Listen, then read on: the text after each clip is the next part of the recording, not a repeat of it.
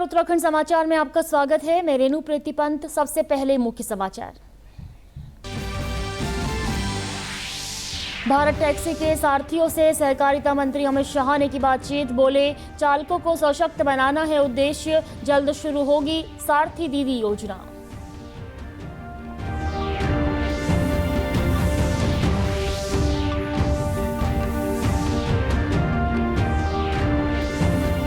नागरिकता संशोधन अधिनियम के तहत उत्तराखंड में रह रहे 153 हिंदू शरणार्थियों को मिली भारतीय नागरिकता।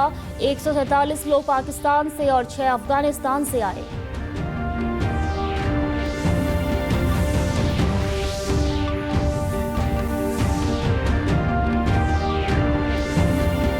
दिल्ली पहुंचे मुख्यमंत्री पुष्कर सिंह धामी ने केंद्रीय जल शक्ति मंत्री CR पाटिल से की शिष्टाचार भेंट। गंगा की स्वच्छता से संबंधित परियोजनाओं को समय से मंजूरी देने का किया अनुरोध।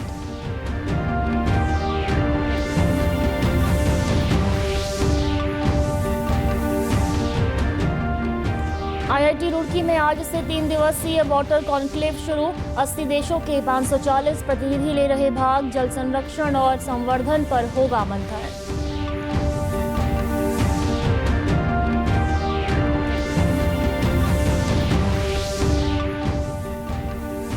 और राज्यपाल गुरमीत सिंह ने पंतनगर विश्वविद्यालय में 4 दिवसीय उत्तराखंड राज्य विश्वविद्यालय खेल प्रतियोगिता का किया उद्घाटन। 11 विश्वविद्यालयों के 722 खिलाड़ी कर रहे प्रतिभाग। अब समाचार विस्तार से। केंद्रीय सहकारिता मंत्री अमित शाह ने नई दिल्ली में भारत टैक्सी के सारथियों से बातचीत की। आज जारी एक वीडियो में सहकारिता मंत्री अमित शाह ने कहा कि भारत टैक्सी सहकारी समिति का उद्देश्य चालकों को उनके काम का स्वामित्व देकर उन्हें सशक्त बनाना है। उन्होंने कहा कि यह पहल चालकों के कल्याण और यात्रियों की सुरक्षा के लिए एक मंच बना रही है। उन्होंने कहा कि भारत टैक्सी में कुछ भी छिपा नहीं रहेगा और हर जानकारी सारथियों को अधिसूचना के माध्यम से दी जाएगी। उन्होंने कहा कि सहकारी टैक्सी सेवा भारत टैक्सी दुनिया की सबसे पारदर्शी टैक्सी सेवा बन जाएगी। भारत टैक्सी की अनूठी सारथी दीदी पहल पर प्रकाश डालते हुए सहकारिता मंत्री अमित शाह ने कहा कि इस सुविधा के माध्यम से महिला यात्री अपनी यात्रा के लिए महिला चालकों का चयन कर सकती हैं। सहकारिता मंत्री ने बताया कि भारत टैक्सी की सारथी महिलाओं को बीमा लाभ और आसान ऋण सुविधाएं भी मिलेंगी। सारथी दीदी की जो कल्पना है वो इसीलिए है, आने वाले दिनों में सारथी दीदी का नाम से ऐप में प्रोविज़न करेंगे, तो जो स्कूटर पर जाना है, ऑटो में जाना है, कैब लेना है, जो महिला अकेली यात्री होगी वो स्वाभाविक रूप से दीदी को प्रायोरिटी देगी। तो ये ऐप हम एक व्यवस्था करने वाले हैं और इससे किसी का कोई भाई का भी बिजनेस खत्म नहीं होगा, आप चिंता मत करिए। और थोड़ा कमा भी हो गया तो बहन के लिए हुआ है, हमारी जिम्मेदारी होनी चाहिए। मगर मुझे लगता है कि सारथी दीदी सबसे ज़्यादा क्लिक करेगा, विशेषकर जो 2 व्हीलर राइड है जिसमें बैंक पर हर रोज जाना है, किसी वृद्ध माता जी को मंदिर जाना है, इस प्रकार की राइड है, इसमें सारथी दीदी बहुत क्लिक कर जाएगा। इसका मुझे तो पूरा कम से कम भरोसा है और हम आगे बढ़ेंगे। नागरिकता संशोधन अधिनियम CAA के प्रावधानों के तहत उत्तराखंड में रह रहे 153 हिंदू शरणार्थियों को भारतीय नागरिकता दिए जाने की प्रक्रिया पूरी कर ली गई है। केंद्र और राज्य के गृह विभाग की ओर से विस्तृत जांच पड़ताल के बाद इनके आवेदनों की स्वीकृति से इन्हें भारतीय नागरिकता दिए जाने का रास्ता साफ हो गया है। स्वीकृत आवेदनों में 147 लोग पाकिस्तान से और 6 लोग अफगानिस्तान से आए हैं। ये सभी 31 दिसंबर 2014 से पहले भारत में शरण लेने वाले आवेदकों की श्रेणी में आते हैं। इनके परिजन पहले से देहरादून, ऋषिकेश, हरिद्वार और उधम सिंह नगर में निवासरत हैं, जिसके चलते इन्हें राज्य में आश्रय मिला। वहीं मुख्यमंत्री पुष्कर सिंह धामी ने इस निर्णय का स्वागत करते हुए कहा कि CAA के माध्यम से वर्षों से भारत में रह रहे शरणार्थी परिवारों को न्याय मिला है। उन्होंने इसके लिए प्रधानमंत्री नरेंद्र मोदी और केंद्रीय गृह मंत्री अमित शाह का भी आभार व्यक्त किया। देखिए, भारत सरकार CAA का कानून देश के अंदर लेकर आई माननीय प्रधानमंत्री मोदी जी के नेतृत्व में, और ऐसे हिंदू, ईसाई, बौद्ध जो भी हमारे बांग्लादेश में, पाकिस्तान में, अफगानिस्तान में हैं, उन सभी को भारत की नागरिकता देने का जो बिल पास हुआ उसके तहत 153 लोगों को उत्तराखंड के अंदर भी गृह मंत्रालय ने माननीय अमित शाह जी के नेतृत्व में उनको मंजूरी दी है, नागरिकता दी है। और ये एक बड़ा अच्छा सराहनीय कदम है। उन सब लोगों को यहाँ पर रहने का अधिकार मिलेगा जो अपना जीवन परेशानियों में जी रहे थे उन देशों में। मुख्यमंत्री पुष्कर सिंह धामी ने आज नई दिल्ली में केंद्रीय जल शक्ति मंत्री CR पाटिल से शिष्टाचार भेंट की। इस दौरान उन्होंने केंद्रीय मंत्री से वर्ष 2027 में हरिद्वार में आयोजित होने वाले महाकुंभ की तैयारियों और नमामि गंगे से संबंधित परियोजनाओं पर विस्तृत चर्चा की। मुख्यमंत्री ने हरिद्वार कुंभ 2027 के सफल, सुव्यवस्थित और पर्यावरणीय दृष्टि से सतत आयोजन को सुनिश्चित करने के लिए राष्ट्रीय स्वच्छ गंगा मिशन के तहत 408.82 करोड़ की परियोजनाओं को शीघ्र स्वीकृति प्रदान करने का अनुरोध किया। इसके अलावा मुख्यमंत्री ने बाढ़ सुरक्षा कार्यों के लिए 253 करोड़ के प्रस्तावों की स्वीकृति, जल जीवन मिशन के तहत अतिरिक्त राशि जारी करने के साथ ही इकबालपुर नहर प्रणाली, कनखल एवं जगजीतपुर नहर की क्षमता विस्तार का भी अनुरोध किया। मुख्यमंत्री ने कहा कि इससे असिंचित भूमि की सिंचाई के लिए 665 क्यूसेक पानी उपलब्ध हो सकेगा, जिससे हरिद्वार जिले के भगवानपुर और लक्सर क्षेत्र को लाभ मिलेगा। परियोजना से लगभग 13,000 हेक्टेयर भूमि को सिंचाई सुविधा मिलने का अनुमान है। इसके साथ ही क्षेत्र में पेयजल समस्या के समाधान भी होंगे। अगली खबर की बात करेंगे। IIT रुड़की में आज से 3 दिवसीय वाटर कॉन्क्लेव 2026 की शुरुआत हुई है। अंतर्राष्ट्रीय वाटर कॉन्क्लेव में 80 देशों के 540 प्रतिनिधि शामिल हुए हैं। इनमें जल विज्ञानी और पर्यावरण के कई अंतर्राष्ट्रीय विद्वान शामिल हुए हैं। इस मौके पर IIT रुड़की के निदेशक प्रोफेसर कमल किशोर पंत ने कहा कि इस वाटर कॉन्क्लेव में जल विज्ञानी पीने के पानी के लिए जल संरक्षण और संवर्धन पर मंथन करेंगे। विश्व में हर किसी के लिए सुरक्षित किस तरह से पहुंचाया जाए, पानी सबके लिए कैसे अवेलेबल हो, किस तरह से वो सिंचाई में खेतों के लिए पानी की जो ज़रूरत है, इंडस्ट्रीज़ को पानी की ज़रूरत है, तो वाटर को सर्कुलर इकोनॉमी के कॉन्सेप्ट के थ्रू कैसे यूज किया जाए। बहुत सारे जो इश्यूज हैं जैसे ड्रॉट्स का है, फ्लड्स का है, क्लाउड बस्टिंग है, ग्लेशियर मेल्टिंग है, तो सस्टेनेबिलिटी जो है, क्लाइमेट चेंज का जो इम्पैक्ट आ रहा है, तो उससे भी कैसे पर्यावरण को बचाया जाए और जो पूरा इंटायर अर्थ है, ग्लोब है, एक अच्छा जो प्लेस है आने वाली जनरेशन को हम दे सकें। विकसित भारत 2047 में जो पानी का जो योगदान है, किस तरह से साइंस एंड टेक्नोलॉजी के माध्यम से इस कॉन्फ्रेंस में डिस्कस किया जाएगा। नई तकनीकें क्या क्या हो सकती हैं, इरिगेशन बेस्ड जो इरिगेशन के लिए ड्रिप बेस्ड है, आर्टिफिशियल इंटेलिजेंस को फिजिकल प्रोसेस में कैसे यूज किया जा सकता है, ये सारी चीज़ें भी इसमें डिस्कस होंगी। जल विज्ञानी पद्मश्री उमाशंकर पांडे ने कहा कि इस समय पूरे विश्व में जल को लेकर विचार किया जा रहा है, क्योंकि आने वाले समय में पीने के पानी को लेकर काफ़ी परेशानियां होंगी, क्योंकि जलवायु परिवर्तन का असर पानी के स्रोतों पर भी पड़ रहा है। दुनिया में जल संकट है, पानी बनाया नहीं केवल बचाया जा सकता है। और ये बड़ी बात है कि आज 80 देशों के व्यक्ति यहाँ पर इकट्ठे होकर 3 दिन तक जल मंथन करेंगे और साथ में रुड़की 32 देशों को पानी पढ़ाता है। दुनिया में जल का विश्वविद्यालय नहीं है, वाटर म्यूजियम नहीं है, वाटर लाइब्रेरी नहीं है। तो मेरा नारा है और मेरा मानना है, खेत पर मेड़, मेड़ पर पेड़। पानी ही जलवायु परिवर्तन, जो भी एक मित्र ने कहा है, जलवायु परिवर्तन को ठीक करने के लिए वर्षा के दिन 120 से घट के 38 हो गए हैं। 49 प्रकार की हवाएं हैं, 36 प्रकार की जलवायु है भारत में। तो हम सबको मिलके सब्जी का पानी, बर्तन धोने का पानी, कपड़ा धोने का पानी, इस पानी की रिसाइकलिंग कैसे करें। 140 करोड़ व्यक्तियों के भोजन की चिंता होनी चाहिए। वहीं जल वैज्ञानिक पद्मश्री प्रोफेसर पोपट राव पवार ने कहा कि हमें अभी से पानी के बचत के लिए कार्य करने होंगे और पानी की शुद्धता पर ध्यान देना होगा। प्लानिंग में नहीं, बजट में नहीं है, हमारी समस्या ग्राउंड के ऊपर है। गांव और समाज अगर प्रकृति के साथ जुड़ जाता है तो ही हम प्रकृति को संभाल सकते हैं। इसलिए हमें आज जो जलवायु परिवर्तन की सबसे बड़ी समस्या, बार बार हर सीजन में बादल फट रहे, 1170 mm रेनफॉल हमारा एवरेज है, वो अभी 20, 30, 40 दिन के अंदर ही एवरेज रेनफॉल हो रहा। इसका सबसे बड़ा प्रॉब्लम यह है कि सॉइल इरोजन बहुत ज़्यादा हो रहा। इसलिए हमें जो कार्बन सिक्वेस्ट्रेशन और सेडिमेंट लॉस का, क्योंकि कम समय में ज़्यादा बारिश जो होती है, अपने साथ पानी के बहाव के साथ साथ वो ऑर्गेनिक कार्बन लेके जा रही, और इसी के कारण फ्यूचर की फूड सिक्योरिटी खतरे में आ गई। मुख्य सचिव आनंद वर्धन की अध्यक्षता में राज्य में रोपवे परियोजनाओं के विकास, क्रियान्वयन, संचालन व रखरखाव से संबंधित विभागों, हितधारकों और पीपीपी कंपनियों के साथ प्रथम बोर्ड बैठक आयोजित की गई। बैठक में विभिन्न जिलों में गतिमान व प्रस्तावित रोपवे परियोजनाओं की वर्तमान स्थिति की विस्तृत समीक्षा की गई।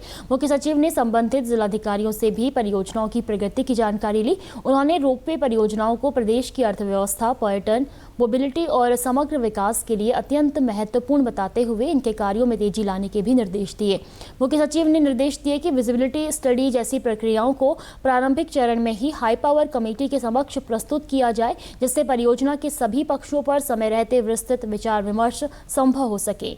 इसके साथ ही रोपवे से संबंधित प्रस्तावों की गहन व त्वरित स्क्रूटनी कर सभी मुद्दों का शीघ्र समाधान सुनिश्चित करने के भी निर्देश दिए गए हैं, ताकि अनावश्यक विलंब से बचा जा सके। देहरादून मसूरी रोपवे परियोजना में हो रही देरी का संज्ञान लेते हुए मुख्य सचिव ने इसमें तेजी लाने के निर्देश दिए हैं। अगली खबर की बात करेंगे। उत्तराखंड में पेयजल और सिंचाई व्यवस्था को सुदृढ़ करने के उद्देश्य से सिंचाई विभाग और लघु सिंचाई विभाग की महत्वपूर्ण समीक्षा बैठक आयोजित की गई।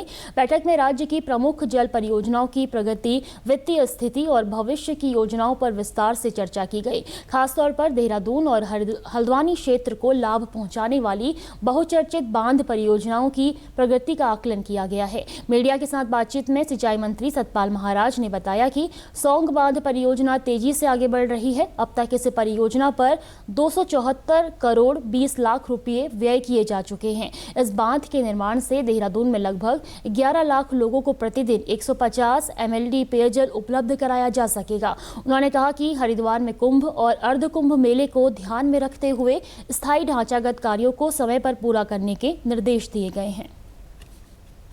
सिंचाई विभाग की और लघु सिंचाई की बड़ी महत्वपूर्ण बैठक थी और ये समीक्षा बैठक थी और समीक्षा की गई। बैठक में सौंग बांध, जिसकी लागत 2069 करोड़ 64 लाख रुपए है, इसकी समीक्षा की गई और इसमें सौंग बांध का निर्माण हेतु अभी तक हमारे यहाँ 274 करोड़ 20 लाख रुपए अवमुक्त हो चुके हैं। इस परियोजना से देहरादून में 11 लाख लोगों की आबादी जो है उसको प्रतिदिन जो है 150 MLD पेयजल उपलब्ध होगा। तो ये हमारे देहरादून को पेयजल की उपलब्धता कराएगी। ये बहुत महत्वपूर्ण योजना है जिसका निर्माण इस समय गतिमान है। इसी प्रकार से वित्तीय वर्ष 2025-26 में सिंचाई विभाग के को 242 करोड़ का राजस्व प्राप्त हुआ है और सिंचाई विभाग द्वारा नहरों और नलकूपों की मरम्मत एवं जीर्णोद्धार के लिए 449 करोड़ 25 लाख की योजनाएं निर्माणाधीन हैं। और अब खबर हरिद्वार जिले से। हरिद्वार के जिलाधिकारी मयूर दीक्षित ने वित्तीय वर्ष समाप्ति पर होने के बावजूद अब तक जिला योजना के अंतर्गत स्वीकृत धनराशि के सापेक्ष 100% व्यय न करने वाले विभागों के अधिकारियों को यह सुनिश्चित करने के निर्देश दिए हैं कि इस माह के अंत तक 100% धनराशि खर्च कर ली जाए। उन्होंने चेतावनी दी कि इसमें किसी भी प्रकार की कोई शिथिलता व लापरवाही न बरती जाए।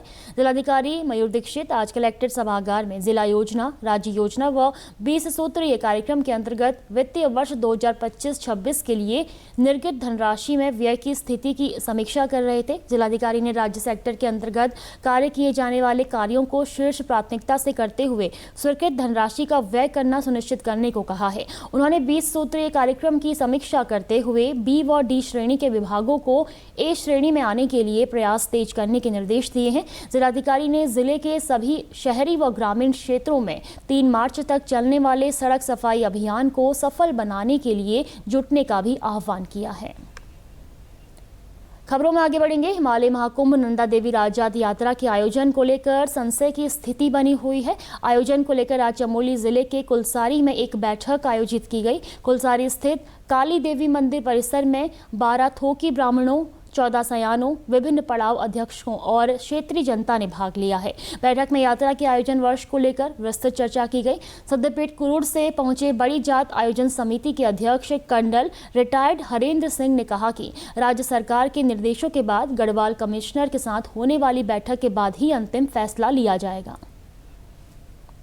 एक पारिवारिक विषय है और आज हमारे पूरे बधाड़ क्षेत्र के जो गांव के पड़ावों के अध्यक्ष और थोकदार, सयाने और बाकी जो प्रबुद्ध जन हैं, सबने मिलकर के चर्चा की।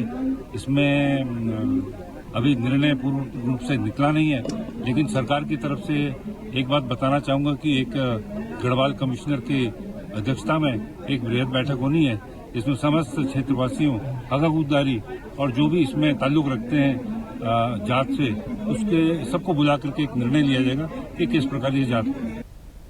वहीं बैठक में मौजूद नंदा देवी राजजात समिति के पदाधिकारियों ने भी अपनी बात रखी। समिति के कोषाध्यक्ष सुशील रावत ने कहा कि देवराड़ा में हुई पूर्व बैठक में विवाद समाप्त हो चुका है और यात्रा के वर्ष 2027 में आयोजन को लेकर सहमति बन चुकी है। विवाद तो बहुत बड़ा विवाद तो पहले देवराड़ा की बैठक में ही समाप्त हो गया था और अब कुछ लोगों की मनसा थी, उन्होंने अपनी भड़ास निकालने का यहाँ पर काम किया। बाकी तो मुझे लगता है कि 2027 को ही नंदा देवी की राजजात होनी है। यहाँ रुकेंगे एक छोटे से ब्रेक के लिए, जल्द लौटते हैं आपके बीच।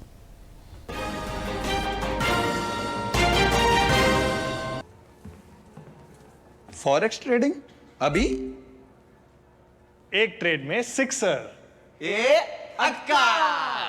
प्रसिद्ध, पहले सेफ्टी वरना क्लीन बोल्ड। अनऑथराइज्ड प्लेटफॉर्म पे फॉरेक्स ट्रेडिंग यानी नुकसान, धोखाधड़ी और कानूनी कार्रवाई का डर, मतलब नुकसान की हैट्रिक।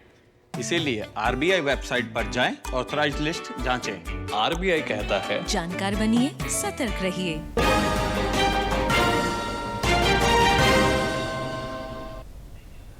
ब्रेक के बाद एक बार फिर आपका स्वागत है। खबरों में आगे बढ़ेंगे।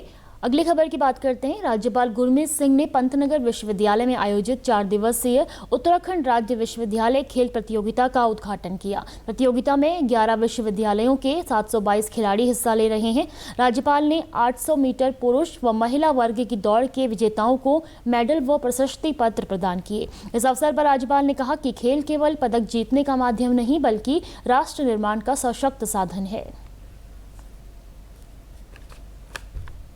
आज हम सब ने इकट्ठा संकल्प भी लिया कि हम नेशन फर्स्ट, राष्ट्र सर्वोप्रिय, उसके लिए किस प्रकार से कार्य करें। मुझे ऐसा लगता है कि स्पोर्ट्स में पार्टिसिपेट करने के बाद में ओवरऑल जो कॉम्प्रिहेंसिव पर्सनालिटी होती है वो बच्चे की खिलती है, उसके अंदर में एक नेचुरल लीडरशिप आती है। ये हमारे लिए, सबके लिए सबक है, पूरे मैं तो कहूँगा पूरे समाज के लिए, पूरे परिवार के लिए, प्रदेश के लिए और भारत और मानवता के लिए, कि किस प्रकार हम स्पोर्ट्स को यूज़ करके अपने स्वास्थ्य को, अपने हेल्थ को ठीक करें।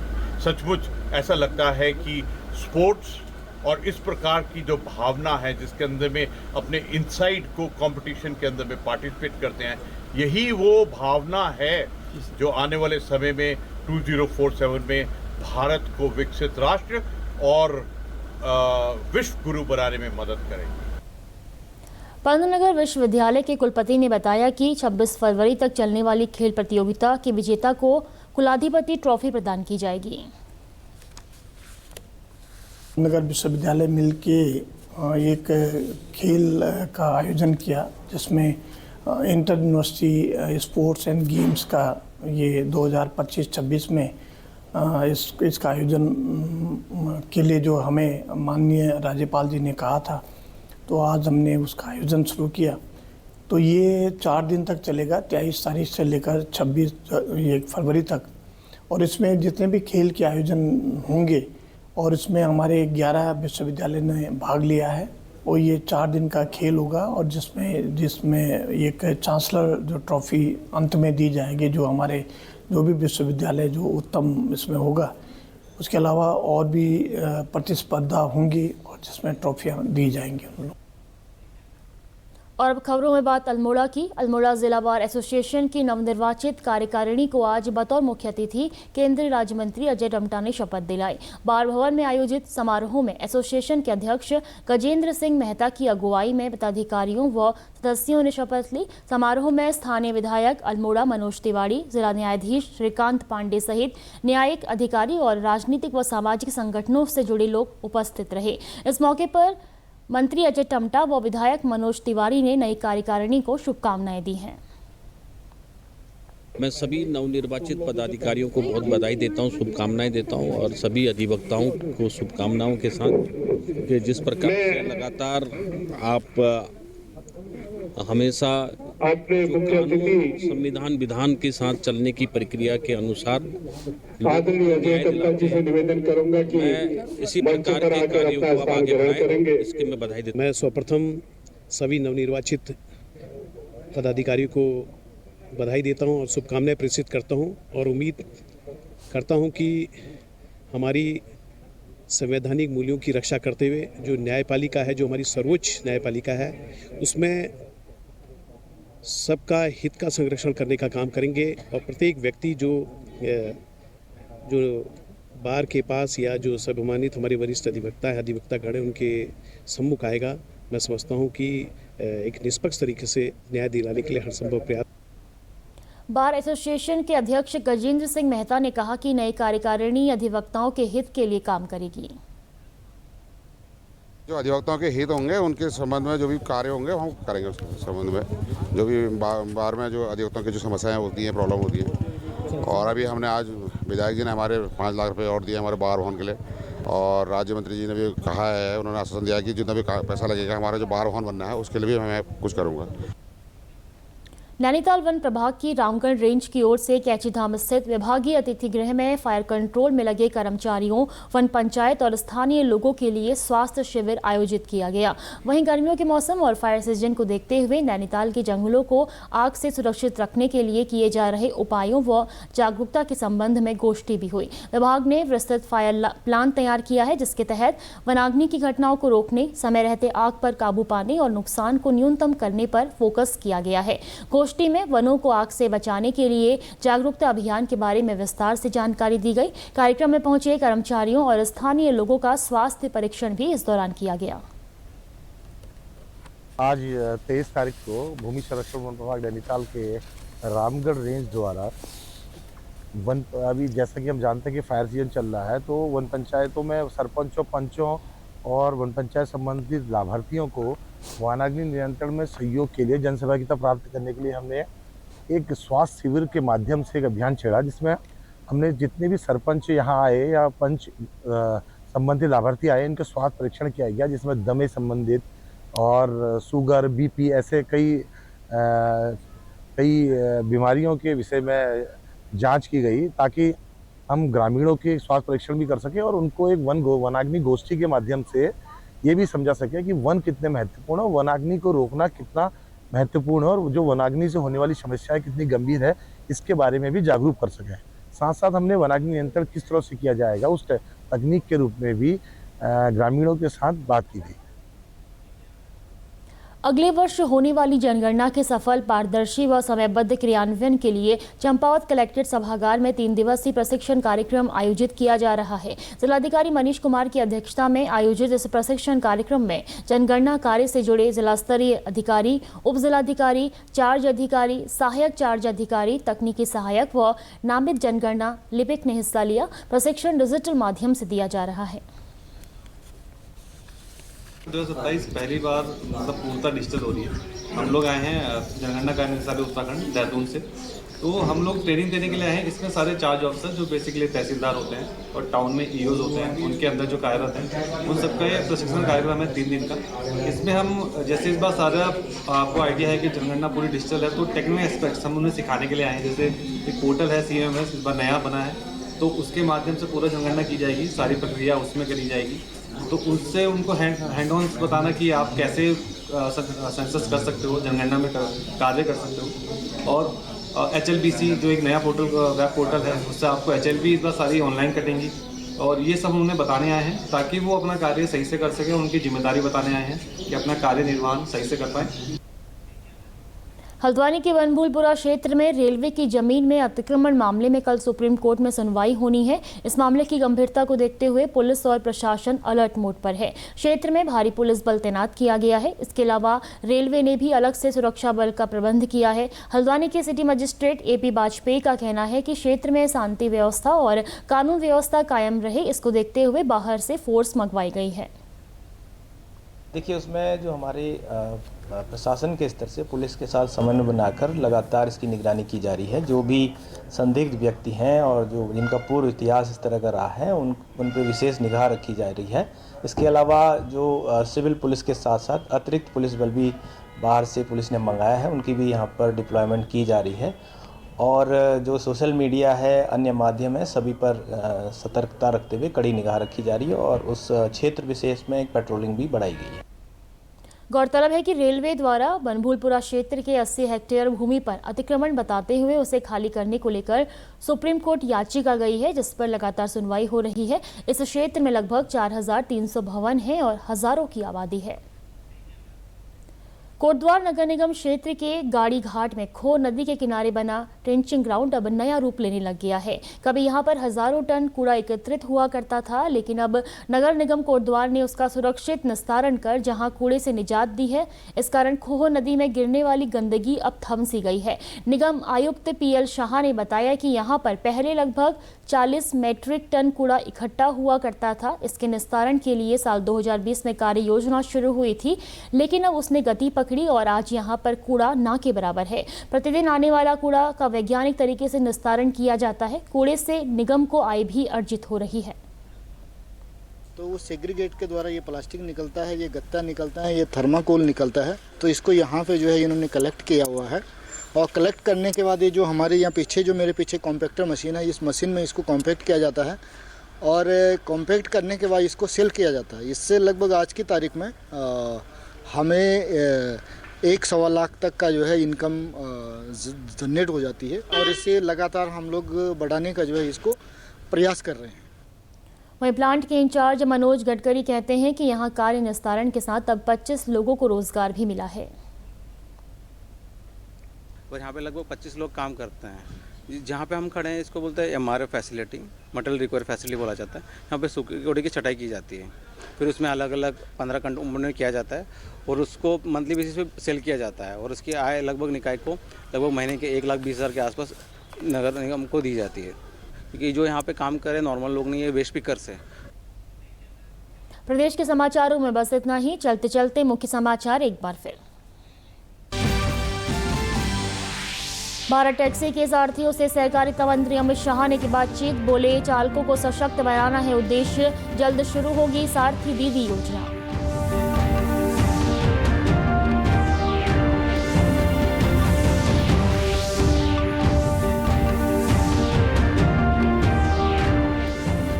नागरिकता संशोधन अधिनियम के तहत उत्तराखंड में रह रहे 153 हिंदू शरणार्थियों को मिली भारतीय नागरिकता।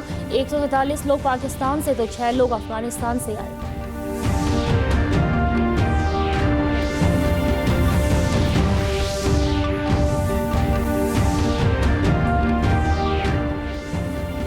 दिल्ली पहुंचे मुख्यमंत्री पुष्कर सिंह धामी ने केंद्रीय जल शक्ति मंत्री CR पाटिल से की शिष्टाचार भेंट। गंगा की स्वच्छता से संबंधित परियोजनाओं को समय से मंजूरी देने का किया अनुरोध।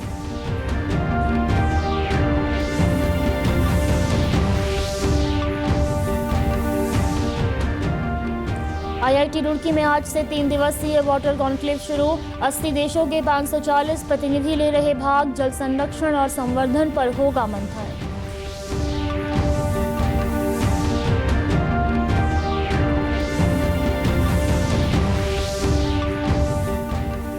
और राज्यपाल गुरमीत सिंह ने पंतनगर विश्वविद्यालय में 4 दिवसीय उत्तराखंड राज्य विश्वविद्यालय खेल प्रतियोगिता का किया उद्घाटन।